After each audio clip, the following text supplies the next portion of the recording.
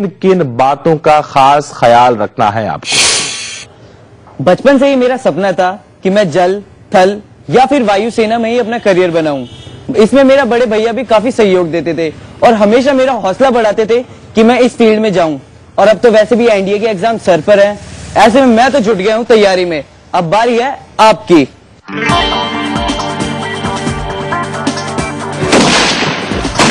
आपका इंतजार हुआ खत्म। एनडीए यानी नेशनल डिफेंस एकेडमी और नेवल एकेडमी एग्जामिनेशन 2012 की डेट्स आ गई हैं। आपको एप्लीकेशन सिर्फ और सिर्फ ऑनलाइन ही करना है। ऑनलाइन अप्लाई करने के लिए लॉगिन करें www.upsconline.nic.in। ऑनलाइन अप्लाई करने की आखिरी तारीख है 30 जनवरी को रात के 11:59 तक। आर्मी, नेवी और एयरफोर्स सभी के लिए कोर्स दिसंबर 2012 में शुरू होगा। वैसे कैंडिडेट्स जो इंडियन नेवल कोर्स के लिए सिलेक्ट होंगे उन्हें 4 साल का बीटेक कोर्स करना होगा। टेस्ट से सिलेक्ट होने वाले कैंडिडेट्स की संख्या लगभग 335 है। आपकी सुविधा के लिए बता दें कि 335 सीटों में से 195 आर्मी के लिए है, 39 नेवी के लिए है, 66 एयरफोर्स के लिए है और 35 सीट इंडियन नेवल एकेडमी के लिए है। देश के सभी प्रमुख शहरों में एग्जाम का सेंटर रखा गया है। रिटन एग्जाम 15 अप्रैल 2012 को होगा। अप्लाई करने के लिए जरूरी है कि आपका जन्म 2 जनवरी 1994 से 1 जुलाई 1996 के बीच हुआ हो। कैंडिडेट्स को अंडरटेकिंग देना होगा कि वो ट्रेनिंग पूरी करने के पहले शादी नहीं करेंगे। आइए अब नजर डालते हैं एजुकेशनल क्वालिफिकेशन पर। Education qualification for army wing NDA किसी भी मान्यता प्राप्त बोर्ड से 10+2 पास हो। Educational qualification fire and force and naval wings NDA किसी भी मान्यता प्राप्त बोर्ड से फिजिक्स केमिस्ट्री के साथ 10+2 पास हो। वैसे कैंडिडेट्स जो क्वालिफाइंग एग्जाम में अपीयर हो रहे हैं टेस्ट दे सकते हैं। आइए अब आपको सबसे जरूरी बात बताते हैं। जी हाँ, आपने बिल्कुल ठीक समझा, एग्जाम के फीस के बारे में। कैंडिडेट्स को 50 रुपए फीस के तौर पर जमा करना है। फीस आप एसबीआई के किसी भी ब्रांच में कैश जमा कर सकते हैं या फिर नेट बैंकिंग से जमा कर सकते हैं। सिलेक्शन रिटन टेस्ट के आधार पर होगा। रिटन टेस्ट में कुल 2 पेपर होंगे। पहला पेपर मैथमेटिक्स का होगा, पेपर 2.5 घंटे का होगा और 300 मार्क्स का होगा, जबकि दूसरा पेपर जनरल एबिलिटी का है जो 600 मार्क्स का होगा और 2.5 घंटे का होगा। प्रश्न ऑब्जेक्टिव होंगे। एग्जाम में नेगेटिव मार्किंग भी है, तो प्रश्न हल करते समय थोड़ी सावधानी बरतें। फटाफट अप्लाई कर जुट जाइए तैयारी में। हम हर कदम पर आपके साथ हैं। अगले हफ्ते हम आपको बताएंगे कि टेस्ट के लिए मैथमेटिक्स का सिलेबस क्या है और कैसे करें इसकी तैयारी। आपकी हेल्प के लिए हमारे साथ होंगे देश के जाने माने करियर सलाहकार जो आपको देंगे खास टिप्स। सुधा आदित्य उपाध्याय के साथ नौकरी डेस्क, महुआ न्यूज। तो चलिए, ये आपने देखा, क्या ध्यान आपको रखना है सत्येंद्र जी हमें बताएंगे। प्रेस्टिजियस जॉब है सत्येंद्र जी ये, और नेशनल डिफेंस एकेडमी 10+2 के बाद बेहतर अपॉर्चुनिटी। आप सीधे एक अधिकारी के रैंक पर जाते हैं जब आप ट्रेनिंग अपनी पूरी कर लेते हैं। तो क्या ध्यान देना है, कैसे तैयारी करें, किन किन विषयों पर खास तवज्जो की जरूरत? देखिए, जो एनडीए का एग्जाम है 15 अप्रैल का जो पेपर होगा, इसमें जो सब्जेक्ट है उनका 2 पेपर आएगा। फर्स्ट पेपर होगा मैथमेटिक्स जो 300 मार्क्स का होगा और सेकेंड पेपर होगा जिसमें इंग्लिश होगा, ठीक है, और आपका जीके का पोर्शन होगा, जीएस का पोर्शन होगा। ये टोटल 600 मार्क्स का होगा। तो जो इंग्लिश होगा वो 200 होगा। उसके बाद फिजिक्स, केमिस्ट्री और उनकी बायो से कुछ क्वेश्चन होंगे। साथ ही साथ वो बच्चे को हिस्ट्री, ज्योग्राफी से भी क्वेश्चन पूछा जाएगा। इसके बाद करंट अफेयर्स रहेगा। यदि वो इस तरह से करते हैं तो उनकी तैयारी एक बड़े लेवल पे हो जाएगा। और जब वो मैथ क्रैक कर लेते हैं और जो सेकेंड पेपर है वो क्रैक करते हैं, तो इस क्रैक करने के लिए उन्हें मात्र 40% मार्क्स लाना होगा। और ये बहुत बड़ी नहीं है, क्योंकि एनडीए अप्लाई वही बच्चा कर सकता है जिसका सब्जेक्ट में मैथ, ठीक है, फिजिक्स या केमिस्ट्री हो। तो क्योंकि सिलेबस भी उनका वही है, ऑलरेडी मैथमेटिक्स है, तो मैथमेटिक्स में ऑलरेडी वो 40 है। जो बच्चा वही जो क्या करते हैं अप्लाई करते हैं, तो बच्चा ऑलरेडी 60% या 70% मार्क्स ला करके पास होते हैं। तो उनके लिए बहुत बड़ी चीज नहीं है, क्योंकि 40% मार्क्स लाना है और ऑलरेडी वो 10th में 12th में वो 60% से एबव रहते हैं। तो यदि वो पैसेंस रखें तो मुझे उम्मीद है कि वो क्रैक कर लेंगे। और मैथमेटिक्स में भी कुछ खास पार्ट्स हैं जिस पर ज्यादा फोकस किए जाने की जरूरत है? देखिए, जो मैथमेटिक्स है और 300 मार्क्स है, इसमें सभी का इक्वल वेटेज है। ऐसा हम नहीं कर सकते हैं कि इन पे ज्यादा आप रखें। और यदि ऐसा बातें हैं तो कैलकुलेशन और अलजेब्रा, ये 2 चैप्टर हैं, 2 सब्जेक्ट है, इन्हें वो स्ट्रॉन्ग बनाएं।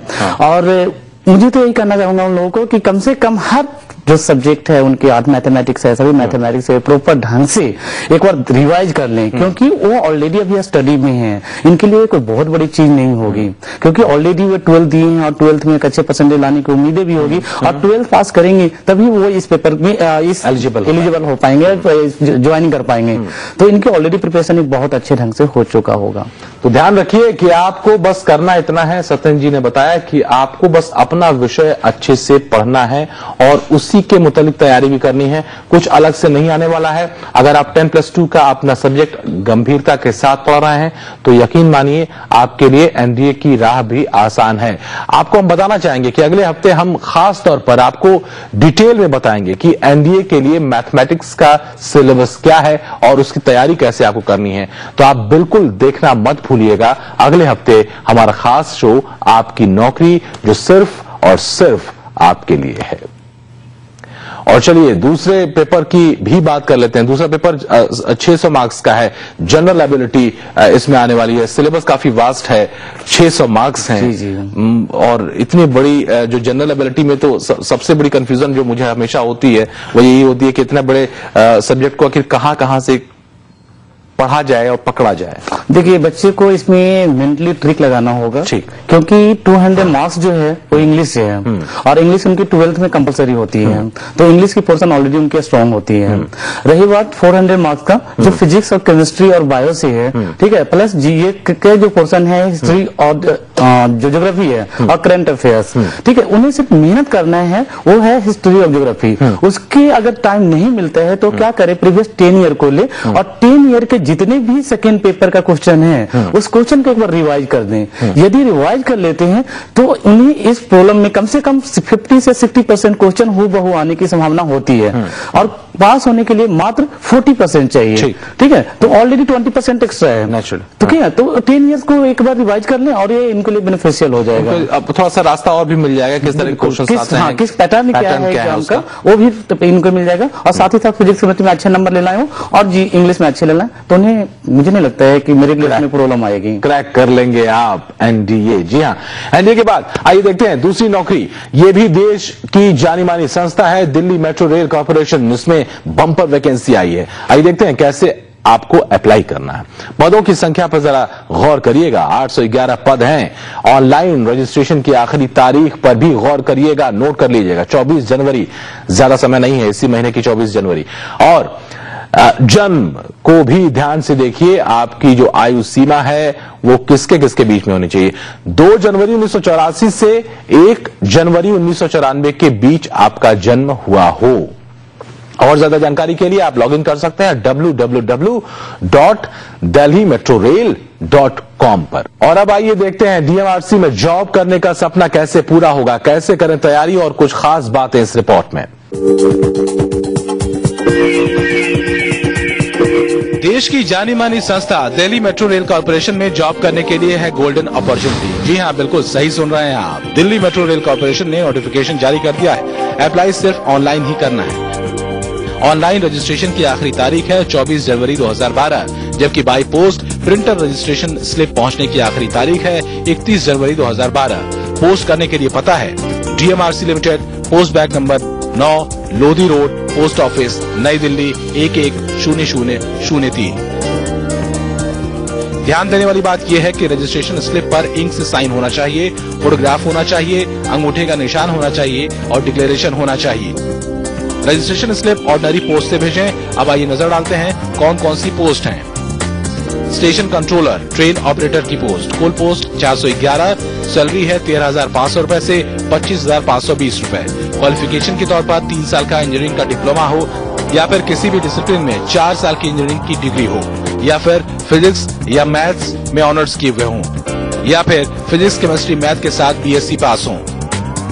पोस्ट के लिए अप्लाई करने के लिए जरूरी है कि आपका जन्म 2 जनवरी 1984 से 1 जनवरी 1994 के बीच हुआ हो। कस्टमर रिलेशन असिस्टेंट की पोस्ट, नंबर ऑफ वैकेंसी है 189, सैलरी है 10,170 रूपए से 18,500 रूपए। जरूरी क्वालिफिकेशन, किसी भी मान्यता प्राप्त यूनिवर्सिटी से 3 साल का डिग्री का कोर्स पास किए हो। कंप्यूटर का कम से कम 6 हफ्ते का ट्रेनिंग कोर्स। आपका जन्म 2 जनवरी 1984 से 1 जनवरी 1994 के बीच हुआ हो। जूनियर इंजीनियर इलेक्ट्रिकल कुल वैकेंसी है 40, सैलरी है 13,500 रुपए से 25,500 रुपए। जरूरी क्वालिफिकेशन है इलेक्ट्रिकल में 3 साल का इंजीनियरिंग डिप्लोमा। आपका जन्म 2 जनवरी 1984 से 1 जनवरी 1994 के बीच हुआ हो। जूनियर इंजीनियर इलेक्ट्रॉनिक्स कुल वैकेंसी है 16, सैलरी है 13,500 रुपए से 25,500 रुपए। जरूरी क्वालिफिकेशन है इलेक्ट्रॉनिक्स में 3 साल का इंजीनियरिंग का डिप्लोमा हो। आपका जन्म 2 जनवरी 1984 से 1 जनवरी 1994 के बीच हुआ हो। जूनियर इंजीनियर मैकेनिकल कुल वैकेंसी है 16, सैलरी है 13,500 रुपए से 25,500 रुपए। जरूरी क्वालिफिकेशन मैकेनिकल्स में 3 साल का इंजीनियरिंग डिप्लोमा हो। आपका जन्म 2 जनवरी 1984 से 1 जनवरी 1994 के बीच हुआ हो। फायर इंस्पेक्टर कुल वैकेंसी 2, सैलरी 13,500 रुपए से 25,500 रुपए। जरूरी क्वालिफिकेशन है किसी भी मान्यता प्राप्त यूनिवर्सिटी से 3 साल का डिग्री का कोर्स। आपका जन्म 2 जनवरी 1984 से 1 जनवरी 1994 के बीच हुआ हो। ऑफिस असिस्टेंट कुल वैकेंसी है 7, सैलरी है 10,170 रुपए से 18,500 रुपए। जरूरी क्वालिफिकेशन है किसी भी मान्यता प्राप्त यूनिवर्सिटी से बीएससी, बीए या बीकॉम। आपका जन्म 2 जनवरी 1984 से 1 जनवरी 1994 के बीच हुआ हो। अकाउंट असिस्टेंट कुल वैकेंसी 10, सैलरी है 10,170 रुपए से 18,500 रुपए। जरूरी क्वालिफिकेशन है किसी भी मान्यता प्राप्त यूनिवर्सिटी से बीकॉम। आपका जन्म 2 जनवरी 1984 से 1 जनवरी 1994 के बीच हुआ हो। मेंटेनर कुल वैकेंसी 114, सैलरी है 8,000 रुपए से 14,140 रुपए। जरूरी क्वालिफिकेशन है आईटीआई की डिग्री। आपका जन्म 2 जनवरी 1984 से 1 जनवरी 1994 के बीच हुआ हो। स्टोर असिस्टेंट कुल वैकेंसी 3, सैलरी है 10,170 रुपए से 18,500 रुपए। जरूरी क्वालिफिकेशन है किसी भी मान्यता प्राप्त यूनिवर्सिटी से बीएससी, बीए या बीकॉम। आपका जन्म 2 जनवरी 1984 से 1 जनवरी 1994 के बीच हुआ हो। साथ ही material management of SAP R3 का 1 साल का एक्सपीरियंस हो। सबसे पहले नजर डालते हैं एग्जामिनेशन फीस पर। जनरल और ओबीसी के लिए फीस है 325 रुपए और SC/ST के लिए फीस है 75 रुपए। ध्यान रहे कि फीस वापस नहीं होगी। कैंडिडेट्स स्टेट बैंक की शाखा में चालान बनवा सकते हैं। चालान के लिए DMRC का अकाउंट नंबर है 320915180042। सभी पोस्ट के लिए रिटन टेस्ट देना होगा और उसके बाद इंटरव्यू और मेडिकल टेस्ट। ज्यादा जानकारी के लिए आप लॉगिन कर सकते हैं www.delhimetrorail.com। Delhi metro rail corporation में जॉब करने का आपका सपना पूरा हो। नए साल में हमारी यही शुभकामना है। सुधा आदित्य उपाध्याय के साथ नौकरी डेस्क, महुआ न्यूज। तो DMRC में सपना पूरा होगा, कैसे होगा ये हमने आपको बताया, लेकिन सपनों के लिए जरूरी होता है तर्क संगत पढ़ाई करें और युक्त पढ़ाई करें। युक्ति क्या होगी, ये एक बड़ा सवाल है। सत्येंद्र जी, आप हमेशा बताते हैं कि कैसे टैक्टिकली पढ़ाई करें, क्योंकि टैक्टिकली पढ़ाई करना कॉम्पिटिशन्स के लिए ज्यादा लाभकारी होता है। सर, इस जो वैकेंसी है, इस वैकेंसी में जो वैकेंसी नंबर 1 to 10 है और इसमें जो 9 है वो बिल्कुल डिफरेंस है और 1 to 10 में सिर्फ 9 डिफरेंस है और उसके लिए सिलेक्शन के प्रोसेस है वो 2 एग्जाम होगा। ठीक है, उसमें से फर्स्ट पेपर होगा, ठीक है, जो 120 मार्क्स का होगा और उसकी जो टाइमिंग होगा 90 मिनट्स होगा। ठीक, यदि 90 मिनट्स में 120 क्वेश्चन सॉल्व करते हैं और इसका पैटर्न एक जस्ट लाइक आप रेलवे का TC और TT का पैटर्न है, सेम पैटर्न को फॉलो करेंगे। 30 क्वेश्चन इससे रखेंगे, मैथ से, इंग्लिश से, रीजनिंग से और जीके से रहेगी। यदि वो इसकी तैयारी कर लेते हैं और इसमें ज्यादा मेन प्रॉब्लम ये आएगा बच्चे को कि वो टाइम मैनेजमेंट, क्योंकि 120 question 30 minutes, that's a big problem for each and every student. अब इस एग्जाम को क्रैक करने के लिए उन्हें एक टेक्निकल और टेक्निक की जरूरत होगी, क्योंकि मैथमेटिक्स और रीजनिंग उनका एक ऐसा पोर्शन आएगा जिसमें टाइम किलिंग होगा। तो सबसे बच्चे को ध्यान रखना चाहिए कि अभी एग्जाम के टाइम है उनके पास, शॉर्ट ट्रिक से प्रिपरेशन करने की कोशिश करें, शॉर्ट ट्रिक को कलेक्ट करें और उसी अनुसार से प्रैक्टिस करें। प्रैक्टिस पेपर अभी मार्केट में अवेलेबल तो नहीं हो पाया है, लेकिन फिर भी अगर वो TC और TT की प्रैक्टिस करते हैं तो उस लेवल को फॉलो कर जाएगा और वो एग्जाम निकालने में सक्षम हो जाएगा। ठीक है, सेकेंड पेपर उनका होगा वो होगा लिटरेचर, जो पैसेज टाइप का होगा, जो आपको डिस्क्रिप्टिव पेपर होगा जिसमें पैसेज लिखना होगा। यदि पैसेज क्रैक करते हैं तो उनकी पूरी की पूरी इंटरव्यू के लिए कॉल किया जाएगा। तो ये ध्यान में रखना है कि जो फर्स्ट पेपर है और सेकंड पेपर है, सेकंड पेपर में आपको थोड़ा सा बेहतर भाषा भी होनी चाहिए। बिल्कुल बिल्कुल, डिस्क्रिप्टिव पेपर है आपका और इंग्लिश में होगा, वो इंग्लिश में आंसर देनी होगी। तो इसका आपको ध्यान रखना है। और साथ ही जो अभी पेपर तो अवेलेबल नहीं है, लेकिन ये जरूर है जैसे कि सत्येंद्र जी ने बताया कि जो रेलवे की जो तैयारी कर रहे हैं, रेलवे में जो भी वैकेंसी आती हैं, अगर टीसी और टीटी की जो वैकेंसीज आती हैं, वो रेफरेंस काफी अहम साबित हो सकता है। अगर आप उस दिशा में आगे तैयारी कर रहे हैं तो बेहतर अपॉर्चुनिटी आपके लिए डीएमआरसी लेकर के आया है। इसको आप चूके नहीं, हाथ से मत जाने दें, क्योंकि ये बहुत बेहतर